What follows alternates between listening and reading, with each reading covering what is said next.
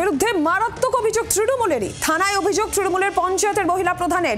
তৃণমূল কর্মীদের বিরুদ্ধে অভিযোগ দায়ের হয়েছে এবং যেটা জানা যাচ্ছে দলীয় কর্মীদের বিরুদ্ধে গুরুতর অভিযোগ এনেছেন পঞ্চায়েত প্রধান। গণধর্ষণ, বেবস্ত্র করে ঘোরানো, অ্যাসিড হামলার হুমকির অভিযোগ করছেন তিনি।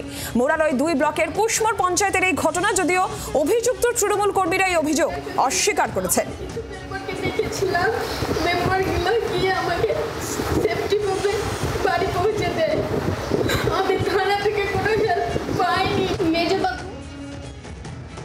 পঞ্চায়েতে আমার কিছু কাজ ছিল, তার জন্য আমি যাই।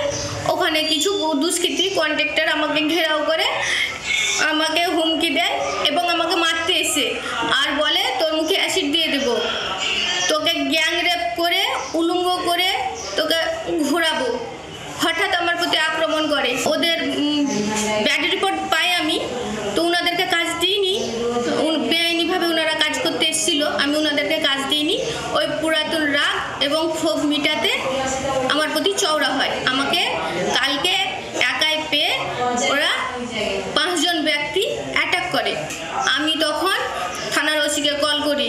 থানার ওসি বলে পঞ্চায়েতের ম্যাটার পঞ্চায়েতে বুঝে, আমি কি করব।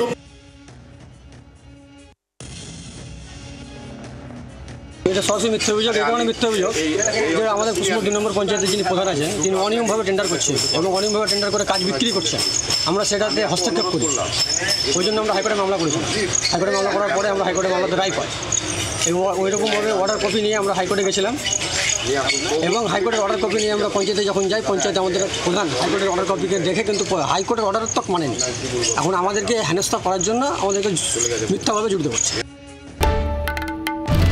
বাংলার আওয়াজ, বাঙালির আবেগ, জি 24 ঘন্টা।